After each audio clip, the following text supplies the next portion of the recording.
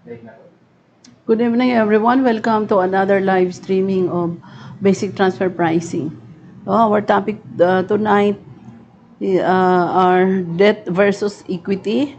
We have contingent payment, debt instrument, and the case of Pepsico Puerto Rico Inc. versus the Commissioner of Internal Revenue. No?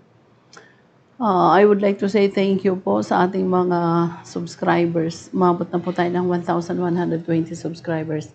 Thank you very much. Shout out, Hari. Wala pa pong shoutout. Pero Okay. 5 viewers. Okay. So, shout out po sa ating 5 viewers, no? Thank you very much for watching. And ano yung ating discussions today will revolve around debt versus equity. Utang, no, versus investment. Pag sinabi mong equity, you invest in the shares of stocks of the company. You buy, bumili ka ng shares of stock o kaya nag-invest ka ng capital sa isang business. No? So, yun po yung equity. And when you invest in equity of the company, ano yung balik sa'yo? What is the expected na income from that equity that you invest? The dividend or yung share mo in the profit of the company. How about sa utang naman? Ano naman yung utang? What happened kung magpautang ka? Of course, yung utang natin are regulated, di ba? Kasi pag nagpautang ka, so you are in financing business or kaya you loan the money for an interest, no? So kung yung equity, ang income or yung kita ng pera na in-invest mo is in the form of dividend or share in the income of the company, sa debt naman o sa loan, ang kita naman ng pera mo is on the interest. At ano yung pagkakaiba pag nag-invest ka sa equity at nag-invest ka o yung pera mo, pinautang mo or debt or loan, no? Ano yung pagkakaiba? And which is more advantageous. Pagka nagpautang ka ng equity, bumili ka ng shares of stocks, dependent ka sa net income ng company. Pag hindi kumita yung company, hindi kikita yung pera mo. No? Kasi dividend yung hinihintay mo para ka kumita yung pera mo. Eh kung walang income, so walang pupunta sa rent and earnings, walang pondo para magbigay ng dividendo, walang kita yung pera mo. But kung mag-invest ka sa loan o kaya upa-utang, may kita o wala ang company, whether the company earned or not, may written earning or not, yung interest on the money that you lend is stipulated in the contract of loan. So, may kita man o wala ang company, may interest income ka na sisingilin because yung interest income na yan is an interest expense payment for the use of money na pinautang, no? So, yun ang pagkakaiba. So, which is more favorable, debt or equity? It depends. Why? Because ang equity is high risk. Samantalang ang debt, ano ang risk ng equity? Especially if there is a mortgage or collateral, halos wala, no? Okay. But since high risk ang equity, high rewards also. What if kumita naman yung company? So sobra-sobra naman yung kita ng equity. So ganun sa evaluation natin ng risk, di ba? Pag high risk, high rewards. So equity is high risk, but it has also high rewards, especially if the company where you invest is having a highly profitable activity, no? Na talagang kumikita. Okay. So how about contingent payment debt instrument naman? Itong contingent payment debt instrument, may mga stipulations ito or may mga covenant in the loan agreement na may mga conditions. Ano yung example ng conditions? Na itong payment, hindi magbabayad ang debtor and obligor, no? Hindi magbabayad yung nangutang pagka walang kita yung company, no? So parang equity na rin. Bakit?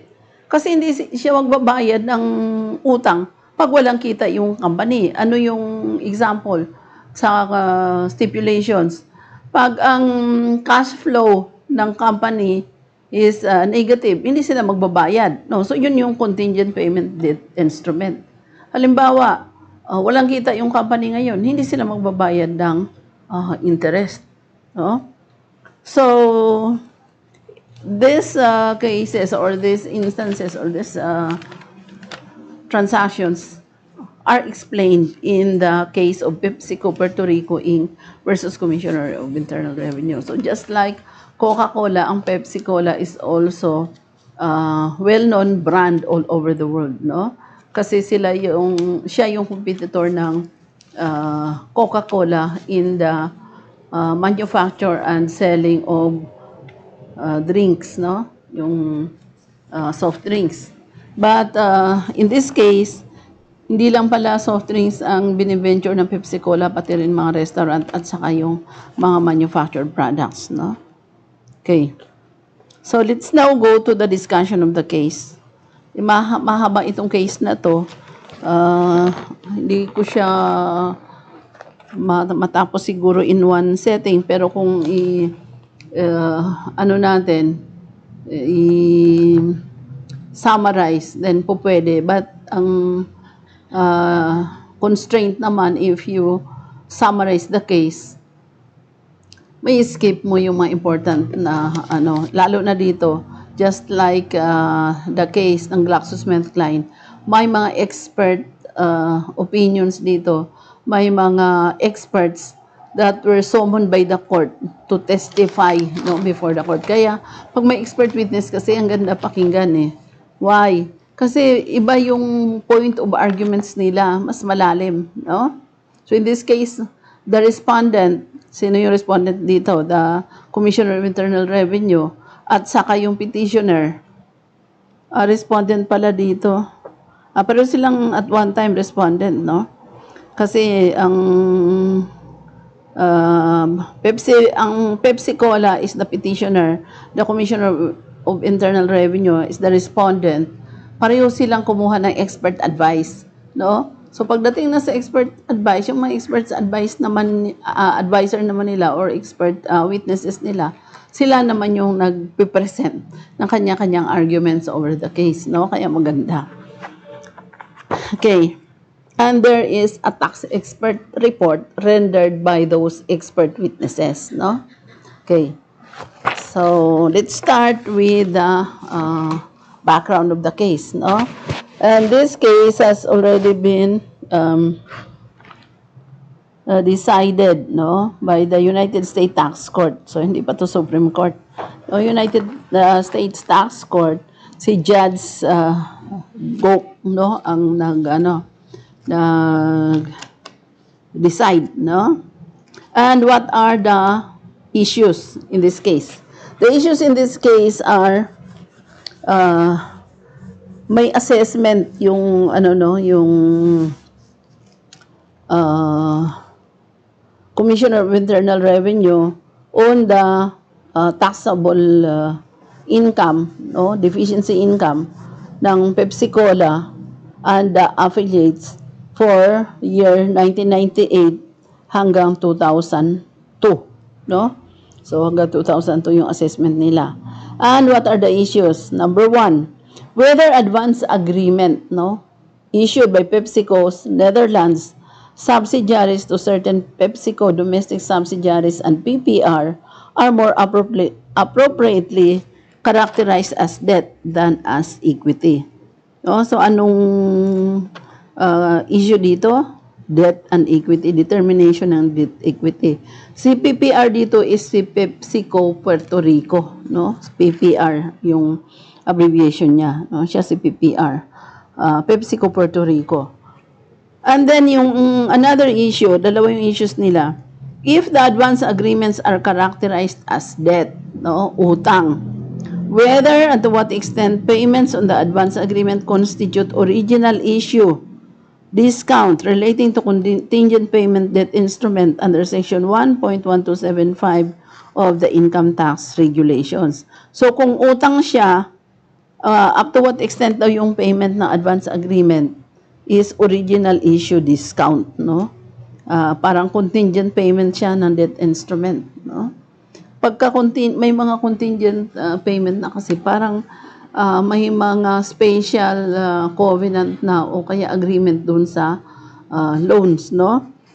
Kasi makikita ninyo mamaya kung ano talaga yung purpose kung bakit nagkagulo ito, no? Bakit debt and equity. Why? Kasi yung mga tax experts ng Pepsico, since meron silang yung holding company na DATS at saka meron din sila yung sa US na Pepsico, mas gusto nila na ipalabas sa DATS, no? Debt. Tapos doon naman sa US equity or vice versa, no? So, gusto nila ganun ang ipalabas nila. That's why, nilagyan nila ng mga covenants, ng mga terms, mga provisions na talagang magulo, no? Paiba-iba yung mga ginawa nilang provisions. So, the court hold that the advance agreements are appropriately characterized as equity for a federal income tax purposes. So, equity. So, meaning, pag equity, anong kita mo doon? Dividend. So, accordingly, we need not consider the remaining issue. Yun ang sabi ng judge. Kasi, ang decision po dito ng court is in favor of Pepsico, no? So, findings of fact. Pepsico is incorporated. Ito yung gusto ko sa case, yung background of the case. Kasi mas maintindihan mo yung case if you know the background of the case, no? So, Pepsico is incorporated under the laws of North Carolina. So, sa US siya. At the time of petition, the principal office of Pepsico was in Port Chase, New York. At all times during the years at issue, Pepsico was the common parent of a group of affiliated corporations pursuant to Section 1504. No? So, ano yung 1504? Pepsico filed a consolidated return for U.S. federal income tax purposes for each of the tax years in issue. So, consolidated return ang pinafile. No? Pepsico, together with its consolidated affiliates, is a leading global beverage, snack, and food company. No? So, hindi lang siya beverage. It manufactures and markets carbonated and non-carbonated beverages and a variety of snack foods. Pepsico also owned and operated an international restaurant business, which was spun off in 1997. No, ano tong restaurant business? Ito yung Kentucky Fried Chicken, no, KFC. PPR, Pepsico Puerto Rico, is incorporated under the laws of Delaware, no? So, sa Delaware naman siya. At the time of petition, PPR's principal office or Pepsico Puerto Rico, principal office was in Port Chase, New York. So, doon din, magkasama sila. PPR was a wholly owned subsidiary of Pepsico that elected the benefits of Section 936 and 3OA for all the tax years in issue. No? So, yun yung mga tax treatment ng mga US companies, no? PPR directly owned and operated concentrate and snack food manufacturing facilities and performed snack food distribution functions. Effective December 1, 2006, PPR Section 936 status expired. As of that date, PPR was a member of PepsiCo's consolidated group which filed its return on a consolidated basis. So pagka-consolidated, sama-sama kayo sa isang return. So, the pre-1996 structure. In 1996, PepsiCo's direct subsidiary, PepsiCo Capital Corp. NV, CapCorp, held stock in two separate subsidiaries, PepsiCo Finance, Antilles A, NV, PFAA, and PepsiCo Finance, Antilles B, PFAB. Capcorp, PFAA, and PFAB, collectively PepsiCo companies, were all corporations organized under the law of the Netherlands Antilles.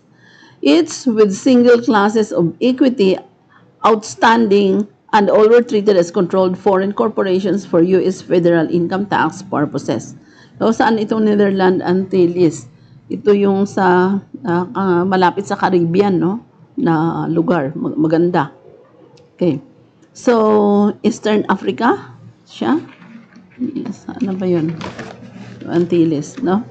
So, the PepsiCo companies, it's held interest in foreign entities that were treated as partnership for U.S. federal income tax purposes. The foreign partnerships operated in areas in which PepsiCo was developing its brand and a market for its products. Many were generating losses. So, yung mga companies ng PepsiCo na nandoon, losing, no? So, the foreign partnerships included Pepsi-Cola Trading, SPZO, Poland, Pepsi-Cola GmbH, Germany, Pepsi-Cola France, SNC, KFC France, SNC, Pizza 30. Yung pizza nila is yung Pizza Hut, no? Sa Pepsi din pala yan. No? Pizza 30 is SNC. Para tuloy ako nagutom sa pizza. Ang sarap ng pizza ng Pizza Hut, no? France, PFC, Cola. Sarado na ba sila paggabi, Hari? Walang photo. No, hindi tayo makapadeliver. Na, bigla parang natakam sa pizza, no? Pepsi-Cola, CIR, SRO, Czech Republic. PepsiCo Restaurant, Spain, no? Pepsi-Cola, SRO, Slovakia. SVA Trading and Manufacturing Limited, Hungary. PepsiCo Investment Limited, China, and PepsiCo Poland. So just imagine gaano siya kasi ang kalaki na companies, no? So the PepsiCo companies, it's held promissory notes, pre-1996 notes, issued before 1996 by Frito-Lay, Inc. Frito-Lay incorporated under the laws of Delaware.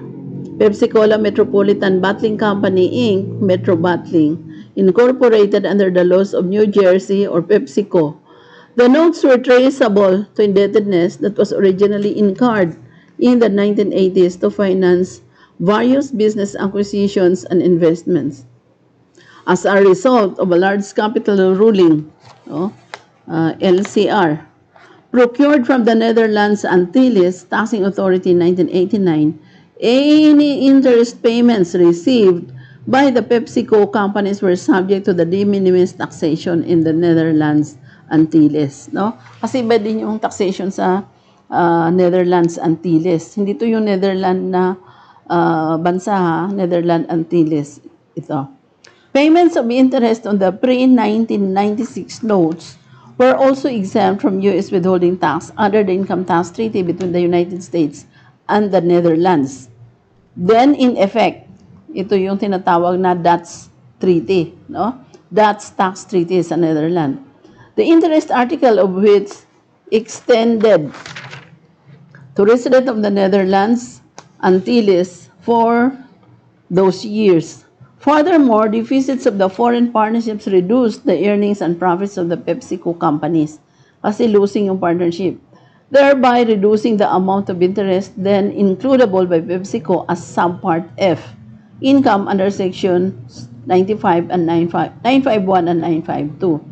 Interest due the pre-1996 notes was also deductible for U.S. federal income tax purposes by Frito-Lay, PepsiCo, and Metro Bottling pursuant to section 163. So yun yung pre-1996 na setup nila.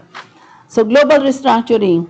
By the mid-1990s, PepsiCo recognized certain business opportunities were materializing in both new and existing international markets. Yun yung 1990s, no? Na maganda daw yung market. In which its primary competitor, Coca-Cola, was not the dominant soft drink brand. Kasi may place pa rin, kahit nasabihin natin na napakasikat ng Coca-Cola, may mga places pa rin na hindi siya dominant, no? So, PepsiCo perceived, in particular, a more level and competitive international business landscape in Eastern Europe following the fall of the Berlin Wall in 1989. Contemporaneously, once dormant Asian markets began to appear more receptive to a greater Western business presence, also Asian market. PepsiCo also understood that billions of dollars in capital investment would be necessary for the company to successfully establish its brands in these areas. No? So, para mag-open ka ng business, ang laki din ng capital na gagamitin mo. See Convention with respect to taxes on income and certain other taxes, U.S. April 29, 1948. The Dutch Tax Treaty was extended to the Netherlands Antilles in 1955. But later on, dito sa case na to, tinanggal yung extension ng Dutch Treaty, Dutch-US Tax Treaty with the Netherlands Antilles. Hindi na siya sinama. Parang itong binirify din namin sa RP China Tax Treaty, no? Hindi rin siya extended sa Taiwan, no? Kaya nga nag-argue pa ako sa National Office, sabi ko, bakit po hindi siya extended sa Taiwan is under Republic of China, no? Hindi rin mabigyan ng reason ng National Office kung bakit, no? So parang ito later itong Netherlands Antilles hindi rin kasama sa Dutch na tax treaty with the US, no? Okay. Para din yung sabi ko na RP China tax treaty hindi extended sa Taiwan when in fact Taiwan is Republic of China, no? Sako pa rin siya ng China.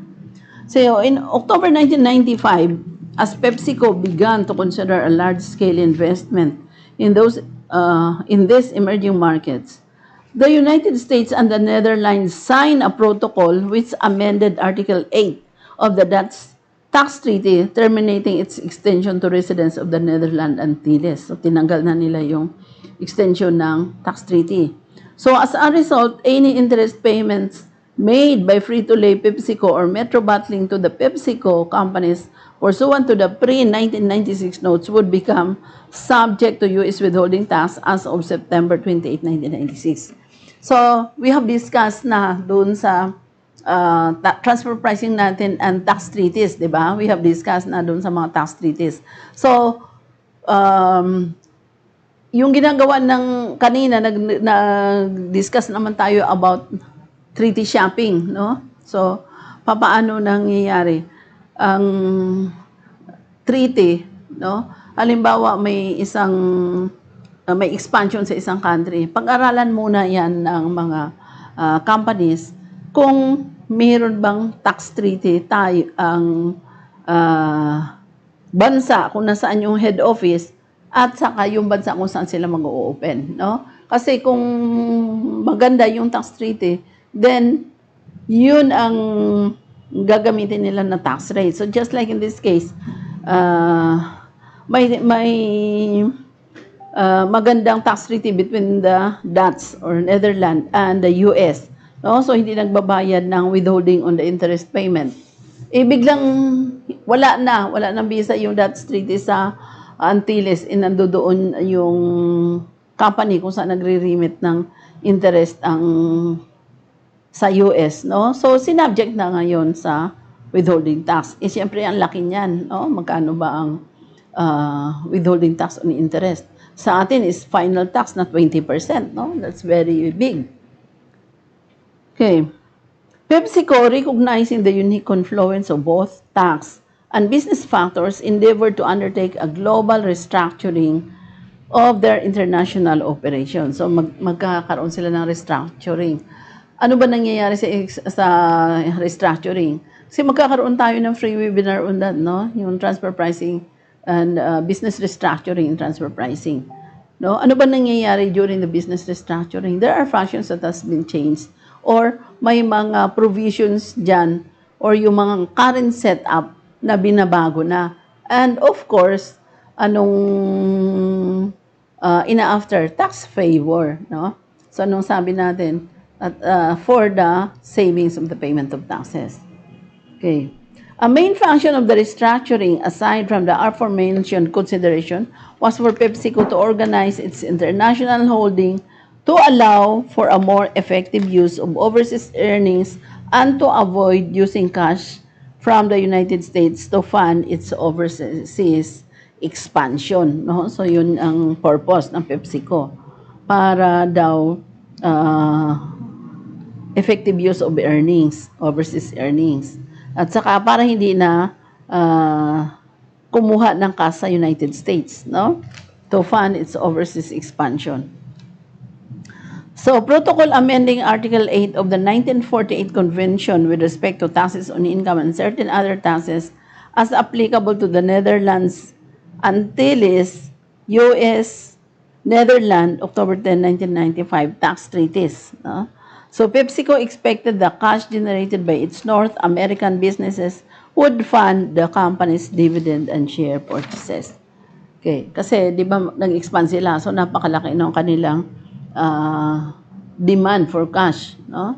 So in implementing its new international business model, PepsiCo decided to reconfigure its existing overseas structure by transferring ownership of some of the foreign partnerships from various Netherlands Antilles holding companies to Netherlands holding companies, where the Dutch tax treaty remained in effect. Kasi tinanggal na yung visa ng tax treaty sa Netherlands Antilles. So, magbabayad na sila ng withholding tax. Okay. The Netherlands, unlike the Netherlands Antilles, had cultivated an extensive treaty network with the countries in which the foreign partnerships were organized. Kasi alam nyo, ang paggawa ng tax treaty, politika din yan eh. So you really have to cultivate a relationship with that country in order to have a favorable tax treaty. No? So this treaty network reduced or eliminated withholding taxes on dividends paid to Netherlands holding companies. So ano makukuha mo pagka nakapag-negotiate ka ng magandang term ng tax treaty? Then it is favorable to your citizen or to your resident. So the Netherlands corporate income tax laws also exempted distribution of profits to Netherlands holding companies from Dutch corporate income tax. PepsiCo was cognizant that this favorable tax environment would allow it to mobilize its cash more efficiently than had been possible with the initial Netherlands Antilles holding company structure. So mas para kay PepsiCo, mas napaganda pa siya yung setup niya ngayon with the Netherlands kaysa noong doon pa siya sa Netherlands Antilles. So as a preliminary step in PepsiCo's reorganization in July 24, 1996, the PepsiCo companies each contributed their interest in some of the foreign partnerships to Senrab Limited and Bram Show Limited. Sino to? Mga Irish corporations. No? Senrab and Bram Show subsequently formed PepsiCo Worldwide Investment. So ano na nangyari? Nagkaroon na sila ng bagong company, yung PepsiCo Worldwide Investment or yung PWI and PepsiCo Global Investment or PGI. No? Respectively, both private limited liability companies. No? Organized under Dutch law. Thereafter, Senrab and Bramshaw contributed their interest in the foreign partnership to PWI and PGI. So, following the formation of the new entities under Netherlands law, Frito-Lay, PepsiCo, and Metro Bottling issued 6 new notes. No? Ito yung PepsiCo Frito-Lay notes on September 1, 1996 to the PepsiCo companies in exchange for the 6 pre-1996 notes plus accrued interest. Ano yung pre-1996 notes? Ito yung luma pa na agreement nila ng nagpautang. No? Kasi existing pa naman. So plus accrued interest, all of the PepsiCo Frito-Lay notes provided that interest shall accrue on any unpaid principal amount at a rate set initially on the date hereof and semi-annually hereafter on its succeeding January 1 and July 1, and equal to the greater of 6-month LIBOR on the relevant date plus 230 basis points or 7.5% per annum. Ito naman yung kanilang agreement, no? So accrued interest shall be payable on its December 31 or the first business day following, annually in arrears beginning in 1997. So the Pepsico free-to-lay notes had initial maturities of 15 years with an issuer option to extend the maturity for an additional 25 years. So yun ang free-to-lay notes. To the extent that the borrower failed to pay accrued interest when required, all of the Pepsico free-to-lay notes provided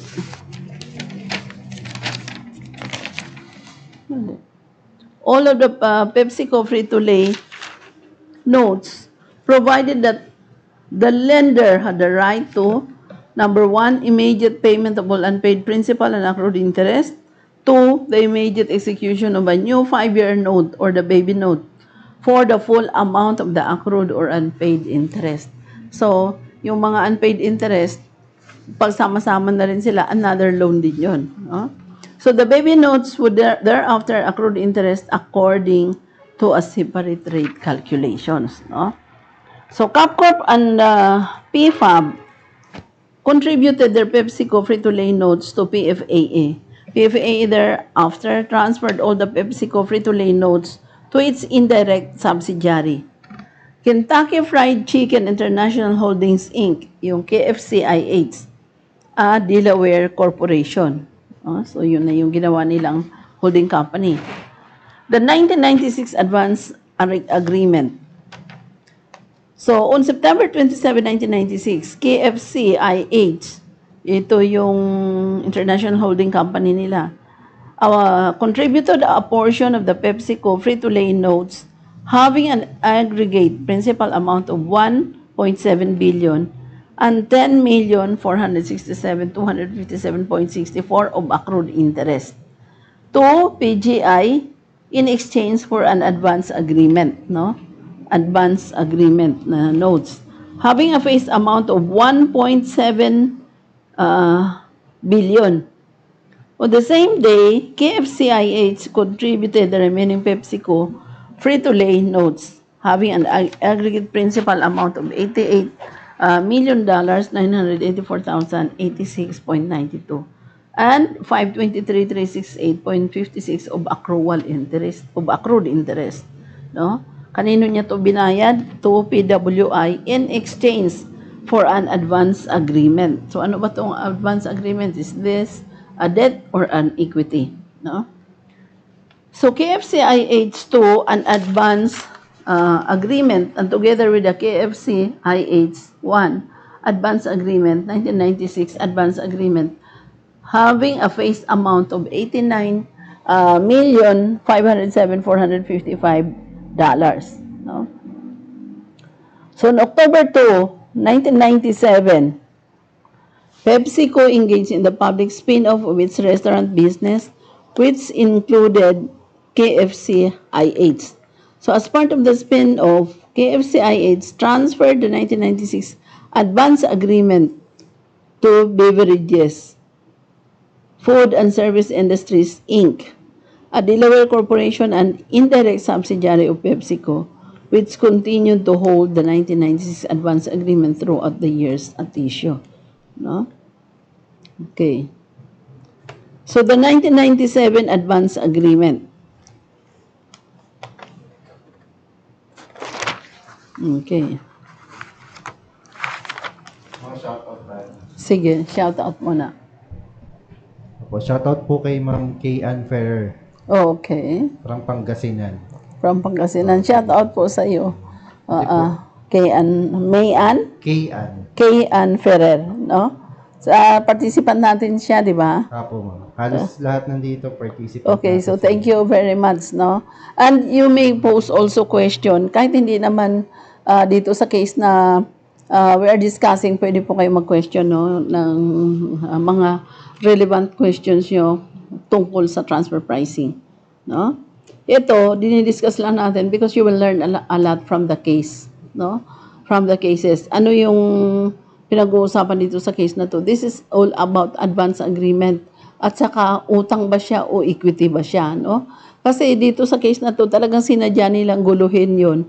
Kasi gusto nila for US purposes, debt, for Netherlands purposes, equity, no? So, ganun din ka talino yung mga tax experts hired by Pepsi Cola. Okay. Gusto nilang, kumbaga sa ano, laruin yung dalawang tax authorities.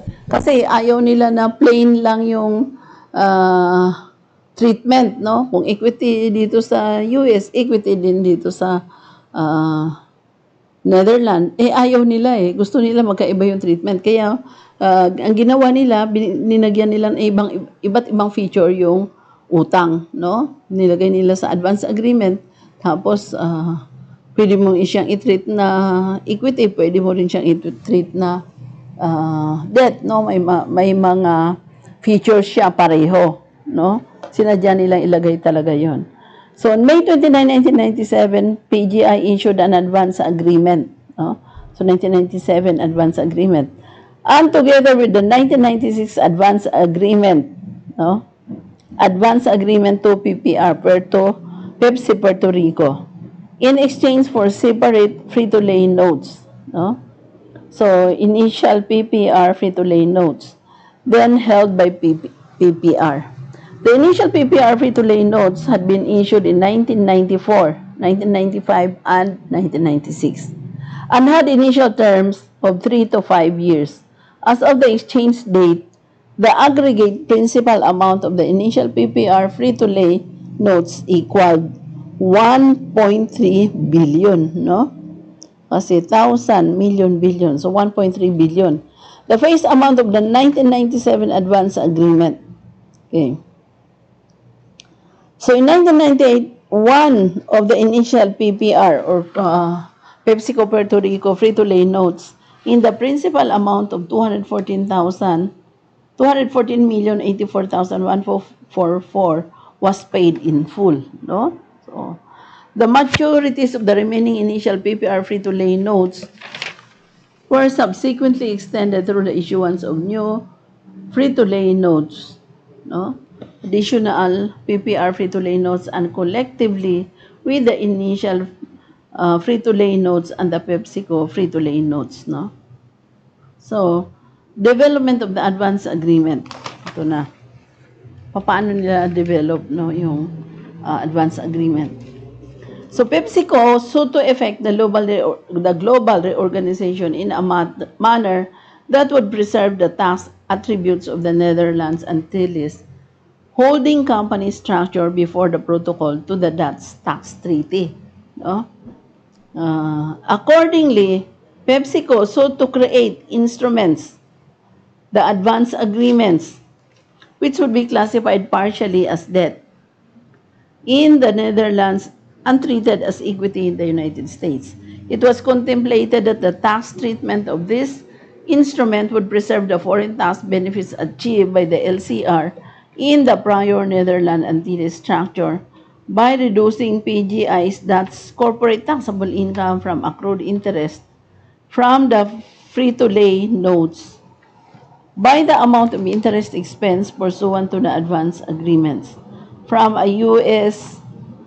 tax perspective, petitioners anticipated that payment to the U.S.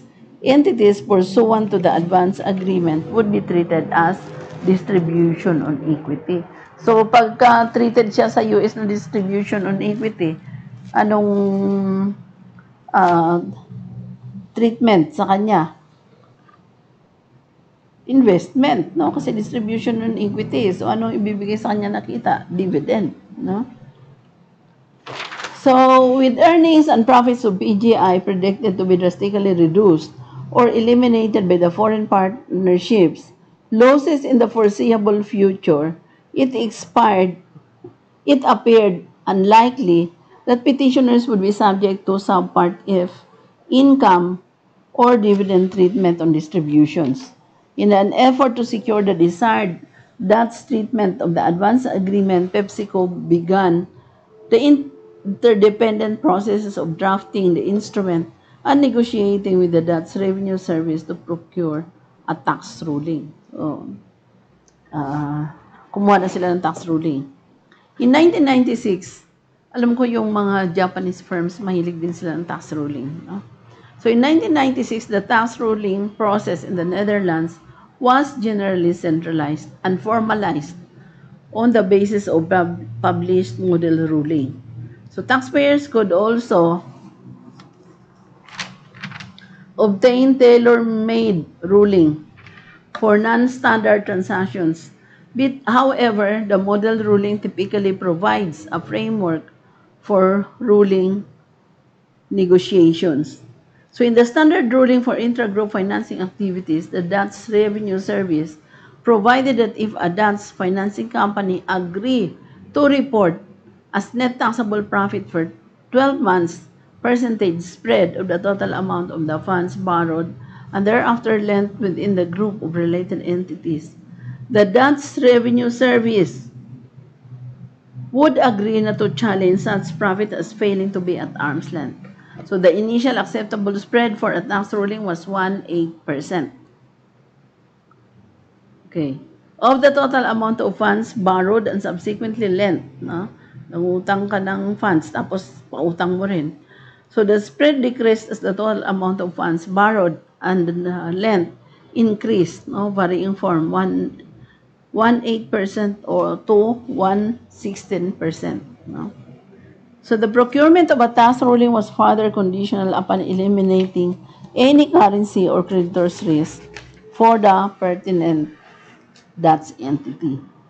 So Coinslow, a Pepsico employee, ito na yung mga utak, no?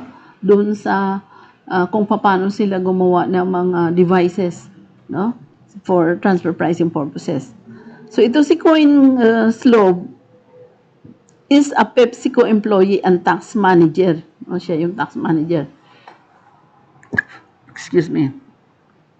Within Pepsico's tax department in Richmond, UK, was tasked with the preparation and circulation of the preliminary 1996 advance agreements. So in January 29, 1996, Mr. Slobs sent the first draft to various Pepsico employees, including Matthew Bartley, then a member of PepsiCo's International Tax Group in Purchase, New York, and Anthony Bryant, then PepsiCo's Vice President of Tax and Treasury for Europe. No? So the Middle East and Africa. The following day, Mr. Bartley forwarded the draft to Mariette Tarkenberg, a partner in the Rotterdam office of the Dutch tax advising firm of Loyen and Wokmarks, NV, which had previously been engaged to represent PepsiCo, PGI, and PWI for the purpose of procuring the Dutch tax ruling. So kumuha sila ng ruling sa Netherlands, no? And ano yung mga pinresent nila? Yung mga data or information. So gumawa sila ng tax ruling doon. But every time na may i-comment yung tax officers, sabay din na binabago din nila yung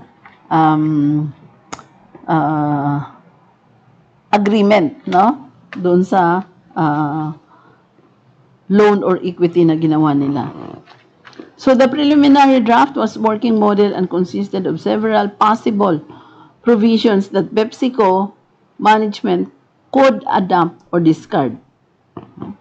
So the primary provision of the draft provided for the accrual of a preferred return, which would be payable annually or alternatively only if certain conditions were met. No? Okay, so the alternate provisions provided that the preferred return shall be payable only to the extent that the net cash flow of the New Netherlands company exceeded the sum of amount of operating expenses incurred by the Netherlands company during such year and the amount of all expenditures made by the New Netherlands company during such year. So anong ginawa nitong mga tax experts ng PepsiCo? Dito na ginawa na nilang mix up na no yung mga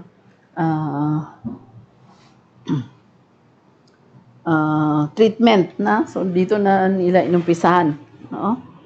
Okay. So to the extent that the accrued preferred return was not paid as a result of the restrictions Noted SOPRA, the amount of the accrued but unpaid preferred return would be capitalized into separate unsegregated amount. So this separate amount would correspondingly be payable at maturity, but only if aggregate net cash flow for the period of non-payment exceeded the aggregate sum of all operating expenses incurred and capital expenditures made by the New Netherlands Company during the same period. Nonetheless, the draft made clear that the New Netherlands Company was allowed to pay any such amounts, including the principal amount at any point. The preliminary draft also specified that the principal amount was payable at some undetermined point in 2011. However, the New Netherlands Company was given the unrestricted option to extend the payment to February 1, 2021. May question? Wala po. Shoutout lang. O sige, shout out po ulit. Good evening daw po, ma'am. Sabi ni Rowela Caballero. Kasama ba siya natin? Apo, from Pangasinan din siya, ma'am. Thank you. Daming taga-Pangasinan Kaya masasabi ko talaga, yung taga-Pangasinan, no? You are opportunity chaser. Why? Kasi alam nyo kung saan yung may opportunities, no? Okay. Sino pa? Pati po kay Jillian Alexis Ani. From Pangasinan din siya, ma'am. Ano din natin yan? Apo, participant din. Okay. Then kay Ma'am LV Galanido. Oo, si Ma'am LB, thank you very much ha. Pasyal kami dyan sa Bohol. Pag pumunta ka dito sa Manila, pasyal ka rin dito sa amin. Okay. And then kay Ma'am Lilian Yao. Good evening daw. Okay, si Ma'am Lilian as always. Po, magandang gabi din daw, ma'am, sabi ni Aldeno Sambo. Kasama din natin siya, participant? Parang hindi, no? Okay, sige. Pati po kay Kenneth Hikiana. From Pangasinan din siya. Participant Ako, din. participant siya. Okay. And then kay Ma'am Lindy Olympia. Okay. From Pangasinan din siya, ma'am. And then kay Rezan Joy Camara Mejia. From Pangasinan din po. And then shoutout din po kay Ma'am Jonalyn Bonlang. Okay. And then kay Jedaya Cruz. Good evening daw po. From Wow. Pangasinan din siya, ma'am. Wow. And then kay Ma'am Jennifer Damasco. Good evening daw po. Saan naman siya? Po, Si- wala pong nakalagay mo, ma'am. Ah, Pero participant din to, ma'am. okay. And then kay Ma'am Monica de la Cruz Ramos. From Pangasinan din siya, ma'am. And then kay Ma'am Esperanza Salom. Good evening din daw, sabi ni Ma'am Hannah Rain Rosario from Pangasinan. Wow. And kay Sir Joshua Arce from Pangasinan din. Galing. Galing nyo talaga. Si Ma'am SP Salong from Makati siya. Okay. Thank you. No? So, ilan yung viewers natin? Okay, so thank you very much sa mga viewers natin. Thank you. And maganda tong ating pinag-usapan, no? So, explain ko na sa inyo kanina what is the difference between debt and equity, no? And also itong mga nilagay nila na mga conditions or provisions para yung equity magmukha siyang debt at saka yung debt magmukhang equity. Kasi yun yung purpose nila na yung tax authorities, titingnan nila yung instrument or yung agreement na iba kaysa doon sa US, no? So magagaling yung kanilang mga mga tax advisors, no? Okay. So tuloy po tayo. Walang question? Okay. So, preliminary draft specified nung agreement nung utang nila, no?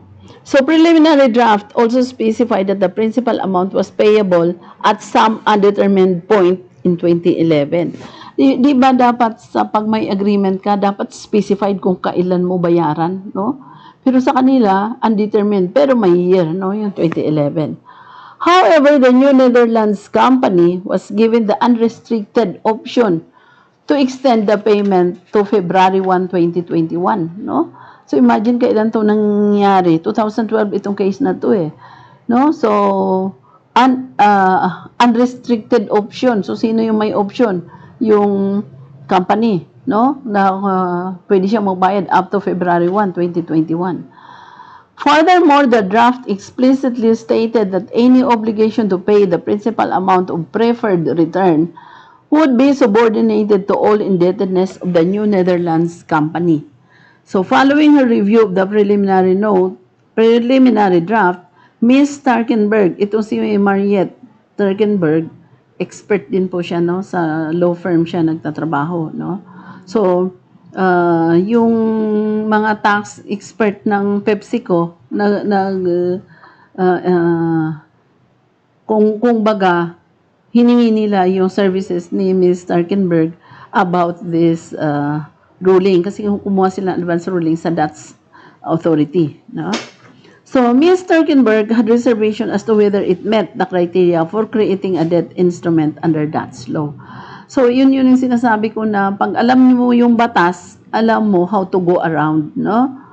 Si Ms. Starkenberg, since sa law firm siya, alam niya yung Dutch law. So, question mark sa kanya kung yung ginawa nilang agreement met the criteria for creating a debt instrument. So, kung mapapansin natin anong nagiging recommendation dito ni Ms. Starkenberg o anong ginawa niya dito. Dinagdagan niya ng mga iba't ibang features ang agreement or yung loan agreement, no? So during the same period, the preliminary drafts were circulated. Ms. Starkenberg, on behalf of Pepsico, PGI, and PWI, began a dialogue with Timo Munich, no? Siya yung tax officer. Tax inspector employed with the Dutch Revenue Service. Kasi nangingi sila ng ruling. So, nag-consult na sila or they started it with the tax inspector, no? So, with the intention of eventually securing the Dutch tax ruling. So, in this case, ang tax ruling nakakuha sila dito, pero yung una is 1 year lang. But at sa parang temporary lang, no? Parang conditional lang. And then, pina-extend nila up to 5 years. No? So, tamang-tama naman, yung ruling na nakuha nila, dyan din pumasok yung ibang assessment ng US. No? But for your information, the case is in favor of Pepsico. Pero, alamin natin kung paano nangyari and how yung US deliberate on the case. No? So in the course of negotiations, Ms. Starkenberg consistently sent unofficial translations of her correspondence with Inspector Munich to Mr. Slobey and other employees of PepsiCo for review. Si Mr. Slobey, ito yung tax expert naman ng PepsiCo, no? So sila ni Ms. Starkenberg yung nag-uusap. Okay. Kasi nagko-coordinate sila with the Dutch tax authority. Following a meeting on March 8, 1996, Ms. Starkenberg wrote a memorandum to Inspector Munich describing their prior discussion and the contemplated structure of the 1996 advance agreement. No? Kaya yun ang nangyayari po sa transfer pricing, na sometimes there is recharacterization of the transactions. Bakit? Kasi sinasadya yun eh. No? Bakit sinasadya? Kagaya dito, pwede naman nilang sabihin to na loan. O bakit lagyan lang ng advance agreement? So that question mark pa kung ano yung treatment mo. So sometimes sinasadya din yan ng mga experts, no? Kasi dalawa yung gusto nila ipalabas dito eh. Na yung isang tax authority, i-treat niya na utang. Yung isa namang tax authority, i-treat niya na loan. Why? Kasi dalawang bansa, kaya this is a matter of international taxation. Why? Kasi dalawang bansa ang involved dito. Hindi lang dalawa, because of the presence also of subsidiaries in different countries. Maraming mga bansa yung involved, no? And nagkiklaim sila dito ng expenses, no? So, advance agreement, referring to the relationship between the relevant free-to-lay notes and the proposed 1996 advance agreement, as well as to the effect of the net cash flow provision on preferred return payment. No? Alam niyo ang ginagawa nila na natutunan ko dito ah, transfer pricing. Gumagawa sila ng mga complicated structures and then gawa sila ng gawa ng bagong companies. And then, since dinidissolve nila yung mga old companies, nakikarry over kung ano man yung mga halimbawa receivables, halimbawa payables, halimbawa mga net loss, kinikarry nila ng kinikarry doon sa bagong companies in such a way na benefited when it comes to tax computation, no? Kasi kagaya halimbawa nito, i-carry mo ng i-carry yung loan. Siyempre, yung interest noon ng payment, dala-dala mo yun. Kasi nandyan nakabook na yung napakalaking utang sa'yo, no? So, if you try to look at mamaya dito sa summary ng mga interest payment nila, napakalalaki. And alam nyo naman na yung interest payment is a deduction, is a valid deduction or operating expense pagdating sa income tax. In the computation of taxable income, it is a valid deduction. No? So, bakit ginugulo? To acquire, to obtain deductions from the payment of taxes. No? Kasi pagka napalaki mo yung interest, nakukabukan ng loan, napagkalaki-laki, no? Meron pa nga sila dito na sinasabing indefinite. Di yung interest doon ang pagkalaki-laki and then wala magka-question sa iyo kasi nakabook naman na malaki talaga yung utang mo. No? So, pan-justify din po yan. So, Ms. Starkenberg noted, the conditions of the loans to fry-to-lay will not be identical to the conditions based on which PGI, PWI will borrow. No? Kasi tingnan mo, gumagawa sila ng iba't ibang holding companies. No? So, apart from a long term, which will however match the fry-to-lay loans, the incoming loans will be subordinated. So, meron pang isang napakalaking loan, may bago na naman silang loan na introduce, no? So, the incoming loans will be subordinated and the payment of interest will be contingent on the cash flow position of PGI, PWI. Ito na, iba-iba yung features ng mga utang na ini-introduce nila. So, ano naman itong bago? The interest will be contingent on the cash flow position. So, anong ibig sabihin? Kung contingent siya sa cash flow position, pag walang cash flow, pag walang kita yung company, hindi ka magbabayad ng interest. So, anong feature niyan? Para ka na ring equity. Why? Di ba sa equity, pag nag-invest ka, the shares of stocks, pag walang kita yung company, walang dividendo. Pag walang dividendo, walang kita yung stockholders. No? So, samantalang ito, kinlasify nila na utang, pero contingent yung pagbayad ng interest. No? On the cash flow. So, ibig sabihin, kailangan maganda yung cash flow para makapagbayad ng interest. No? These conditions entail that the interest on the advance agreement will have two components. No? A base interest, which will, after deduction of the required spread, match the interest on the fry-to-lay loans. A LIBOR market rate with a regular risk surcharge and a premium that constitutes compensation for particularly the subordination. No? So, iba-iba yung mga charges. No? Ms. Starkenberg also emphasized that the interest received by PGI, PWI would be used at their discretion. No? So, at their discretion to finance Pepsico investment in emerging markets. Okay. So, ano yung gagamitin nila doon sa funds nila? Invest nila sa operation ng Pepsi-Cola doon sa mga markets na sabi nila nga mahina yung Coke. So, doon sila papasok. No? So, we discussed the reason for the subordination is that it is, in fact, allows PGI, PWI to reinvest the revenues if desired in the participations and to consolidate the financing and the holding activities. PGI, PWI will acquire a portfolio of participations that particularly operate in new markets, no? As a result of which expansion. May bagong shout out. Wala po. Investments are to be expected. So it is noted that the participation will be funded with equity. Okay. So, ano yung participations daw nila doon sa investment will be funded with equity. So, ano yung equity?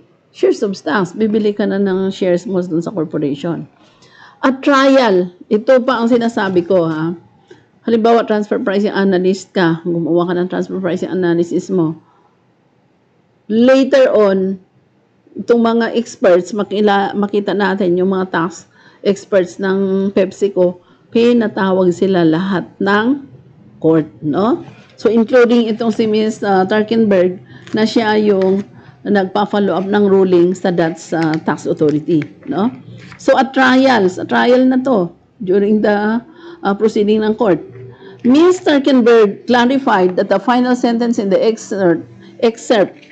Bakit? Kasi sila naman yung gumagawa. Sila nag-i-introduce o nag-i-insert ng mga provisions doon sa agreement. No?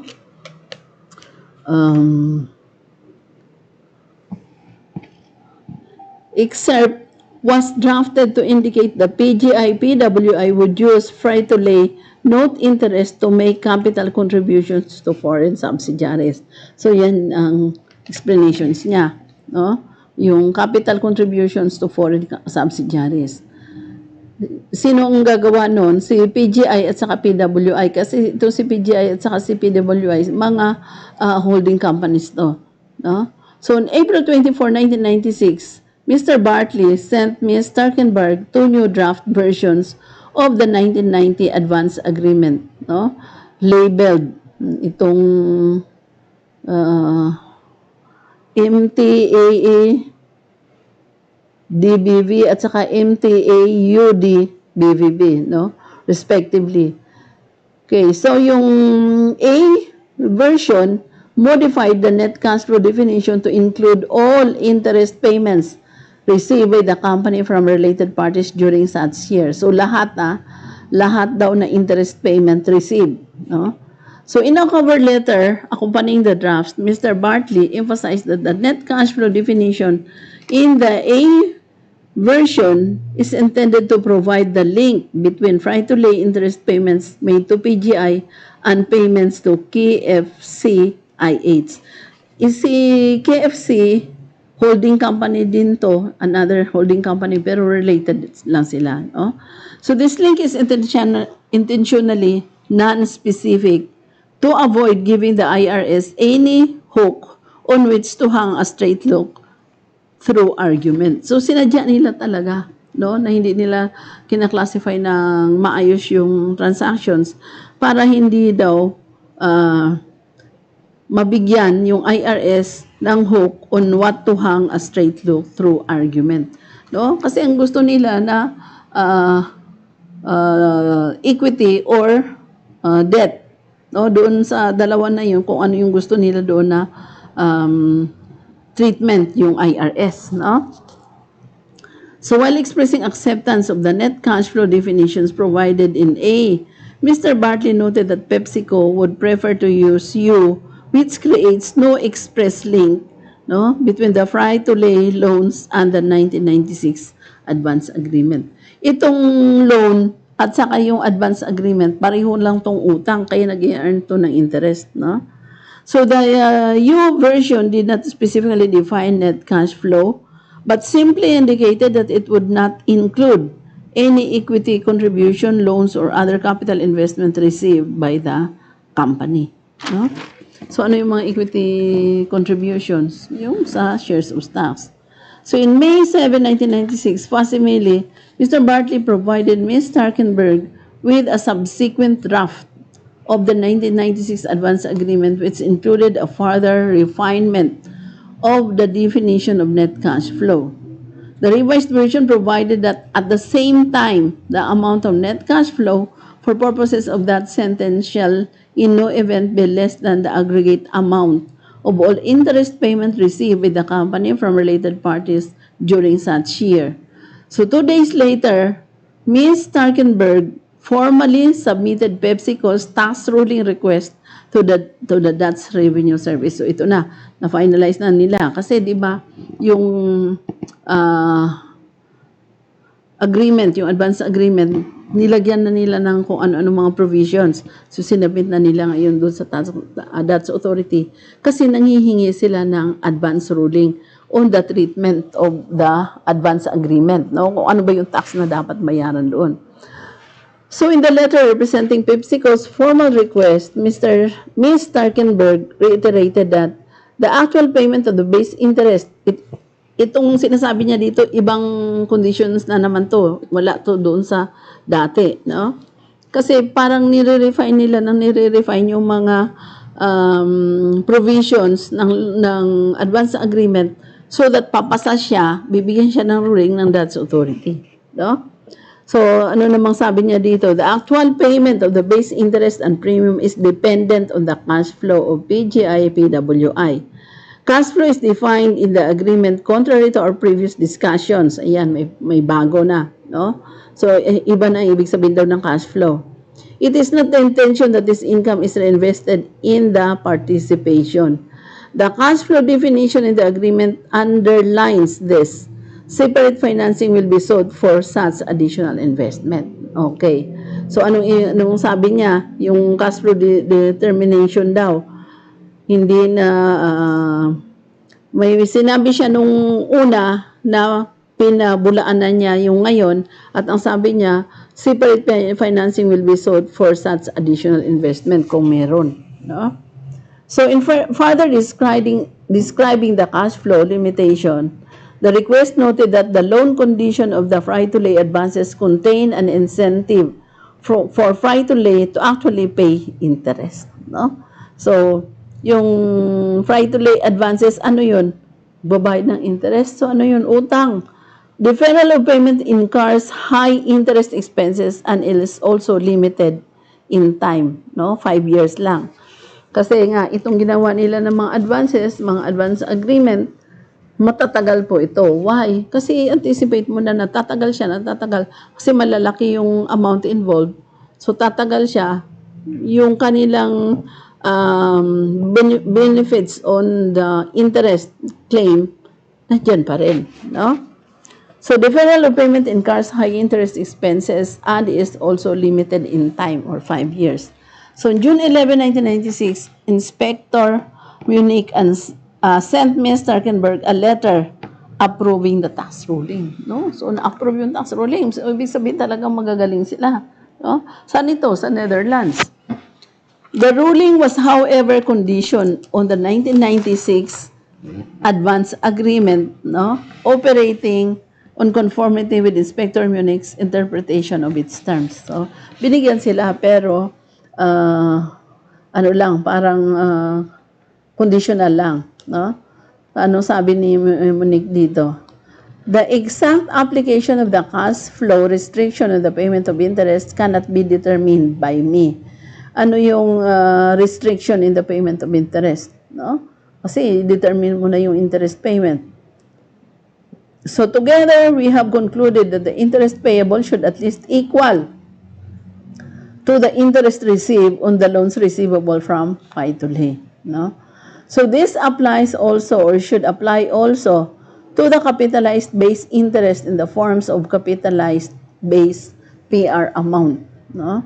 This should also always be paid if the corresponding capitalized interest of fry-to-lay is paid by fry-to-lay. No? So yun yung condition na binigay naman ni Munich for the ruling. No? So these activities have as a main characteristic the flow-through of funds, no, from KFC IH, yung holding company niya, KFC, is intended. So following Inspector Munich's letter, Mr. Bartley sent Ms. Starkenberg a facsimile dated June 20, 1996, in which he indicated that the payments of interest and capitalized interest were not technically required pursuant to the terms of the 1996 Advance Agreement draft, but as a practical matter, we expect all. No? So, interest payment to flow through KFCIH. Ms. Starkenberg responded to Mr. Bartley on June 21, 1996 with a facsimile which revealed that Inspector Munich's understanding of the proffered 1996 Advance Agreement draft was unacceptable. no? Unacceptable daw, no? Revenue officer na yan. So, magagaling talaga yung mga tax experts nila.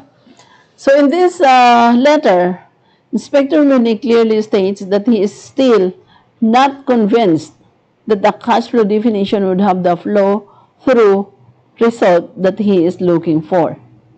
The definition as it is worded would not give that result unless parties are very careful to monitor the situation so that the actual facts, in fact, the net cash flow, expenses, and capital expenditures are such that in actual fact, a flow through results.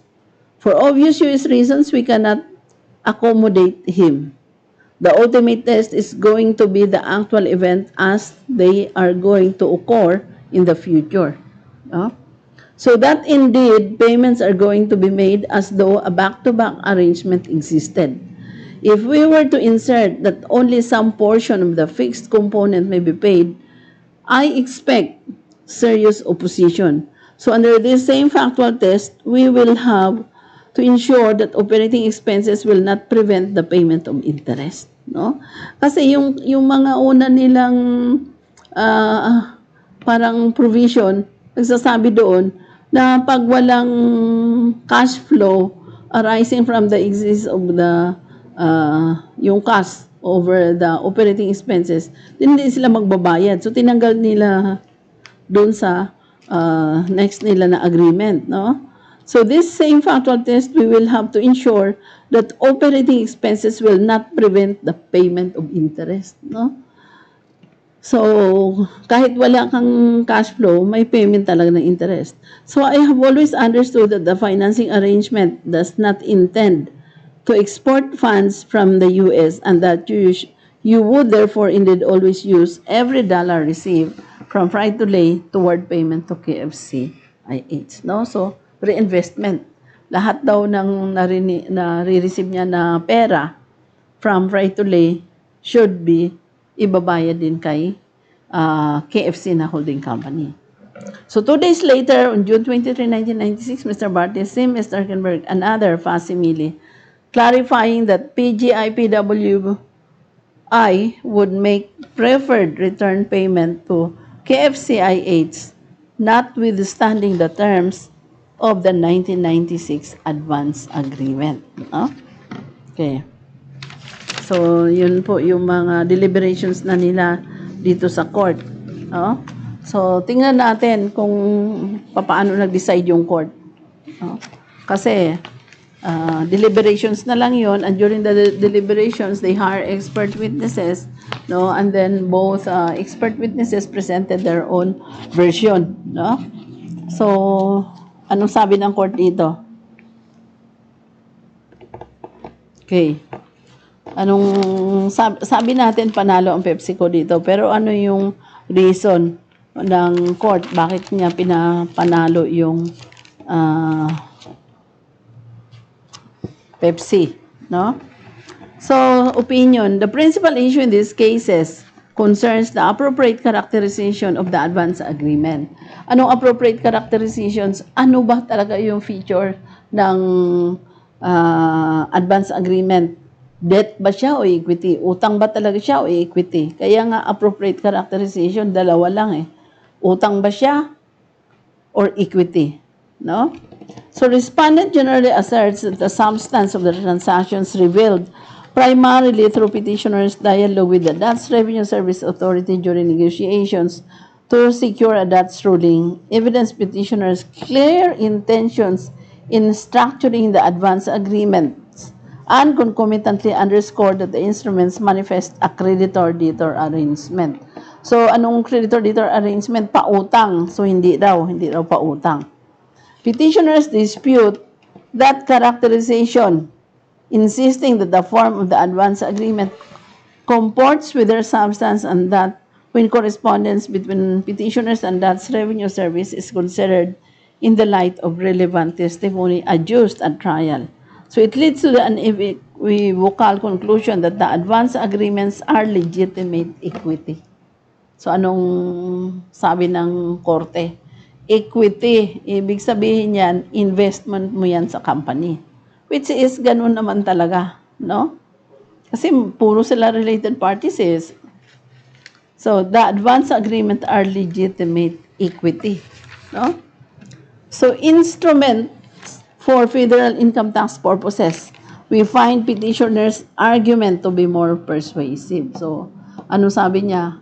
Mas nakakapaniwala daw yung argument ng Pepsi Cola kaysa doon sa IRS.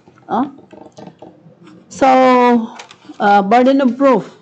The taxpayer bears the burden of proving by preponderance of the evidence that the commissioner's determination are incorrect. No? In general, the burden of proof with regard to factual matters rests with the taxpayer. Siyempre, yung taxpayer talaga ang may burden of proof. No? So, under Section 7491, if the taxpayer produces credible evidence with respect to any factual issue relevant to ascertaining the taxpayer's liability for tax and meets other requirements, the burden of proof shifts from the taxpayer to the commissioner as to that factual issue. No? So as we decide these cases on the preponderance of the evidence, we need not decide upon which party the burden rests. No? Kasi ganun na ang case pagka nasa higher court na, no? Yung ano na to appeal, no? So, substance over form, no? So, sa transfer pricing, palagi niyong ma-encounter yung tinatawag natin na substance over form. Ano ba ang ibig sabihin ng substance over form? So, respondent asked this court to disregard the objective form of the advance agreement and examine the substance of the transaction in discerning their proper characterization for federal income tax purposes. No? So, ano daw ang sinabi dito? Disregard the objective form of the advance agreement. No? So, ano daw dapat? You have to examine the substance of the transaction. No? So, it is axiomatic that the substance of a transaction governs for tax purposes. So, the incidence of taxation depends upon the substance of a transaction. Ano yung incidence of taxation? Sino ba talaga yung mababayad ng tax? So, substance not form controls the characterization of a taxable transaction. So, ito, parang doctrine na rin to, yung substance not form control the characterization of a taxable transaction. So, courts will not tolerate the use of mere formalism solely to alter tax liabilities. No? So, i-alter mo yung tax liabilities by formality.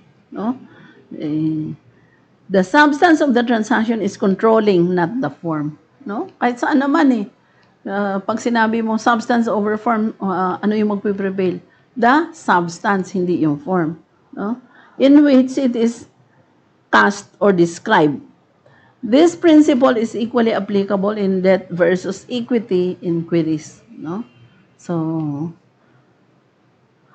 the determination of whether the funds advanced are to be regarded as a capital contribution or loan must be made in the light of all the facts of the particular case. So, while cognizant that the substance over form doctrine permits tax law jurisprudence, we believe it prudent to emphasize that the form of a transaction often informs its substance. No? So, ito naman yung argument. Dismissing the labels afforded to transactional instruments, but examining their terms to discern the true substance of the economic arrangement. So, an analysis focused myopically on the substance of a transaction, but devoid of any considerations of the obligations engendered by the terms of the governing instruments would typically result in deficient or wholly flawed. Okay. Determination. Admonition rendered by the Court of Appeals for the Fifth Circuit appears particularly prescient in this regard. No? So, ano sabi ng court? we must take guard against oversimplification. No? Kasi yung, okay na yung simplify, pero over na oversimplified. No? So, for a glib generalization that substance rather than form is determinative of task consequences, not only would be of little assistance in deciding troublesome task cases, but also would be incorrect. No? The fact, at least the tax world fact, is that in the numerous situations, the form by which a transaction is effected does not influence and may indeed decisively control the tax consequences. This generalization does not, however, reflect the fact that courts will and would do look beyond the superficial formalities of a transactions to determine the proper tax treatment. No? So, anong nangyari dito? Lahat ng assessment po ng IRS against Pepsico were all disallowed by court, no? So anong sabi ng court? Pursuant to the opinion of the court filed September 20, 2012, and incorporating herein the facts recited in respondents' computation in the findings of the court, it is ordered and decided that there is no deficiency in income tax due from petitioners. Sino petitioner dito? Si Pepsico. No? For the taxable year ended December 26, 1998, and that there is an overpayment in income tax for the taxable year ended December 1998. No? So, in the amount of 8,984,349, which amount was paid before the mailing of the notice of deficiency, and for which amount a claim for refund could have been filed, no? So under the provisions of IRC. Another, there is no deficiency income in 1999. So yun, 1998. Sa 1999, ganun din, no? There is no deficiency in income tax due from petitioner for the taxable year ended December 30, 2000. So, 98, 99, 2000. There is no deficiency in income tax due from petitioner for the taxable year ended December 29, 2001. So, 98, 99, 2000, 2001. And there is no deficiency in income tax due from petitioner for the taxable year ended December 28, 2002, no? So, hanggang 2002, walang deficiency. Ibig sabihin, panalo yung Pepsico, no? So, next time siguro ay discuss na rin natin yung mga opinion ng expert advice, no? Kasi if you try to expand your knowledge in transfer pricing at later on, no?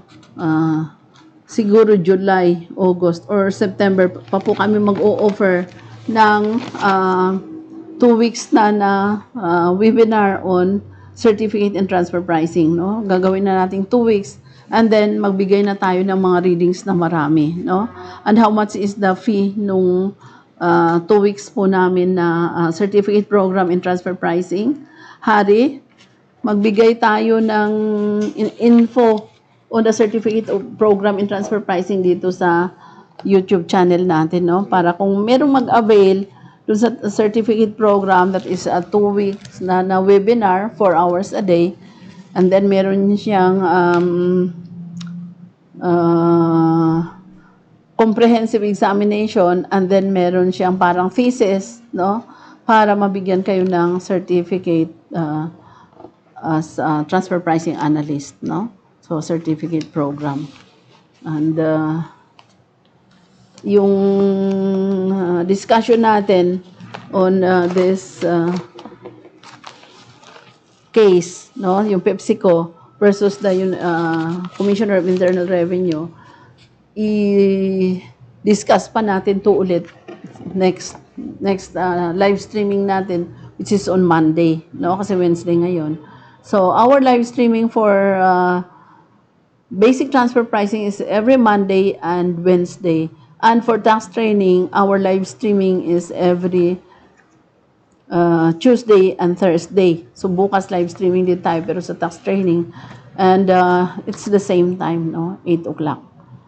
Yung minsan hindi naman kami umabot ng 10 o'clock, no? Kasi depende sa case. Kung maiksi lang. But in this case, no? Alanganin na siya kung anuhin natin, tapusin natin. Hindi natin matapos naman to ng 2 hours. So, but these are very good cases. No? So, for the month of July, meron tayong updates in transfer pricing. No? So, yung mga bago na sa transfer pricing, we will take up mga 2 araw. No? So, 4 hours, that is 8 hours. No? So, we will just notify you kasi nandiyan naman na kayo sa aming database. We will just notify you for the updates ng transfer pricing. But, meantime, kung gusto nyo mag-participate during our tax live streaming, no? Kasi ito regularly talaga na ginagawa natin. So, with that, I would like to say thank you po sa ating mga viewers. Thank you very much for watching and let's call it a night.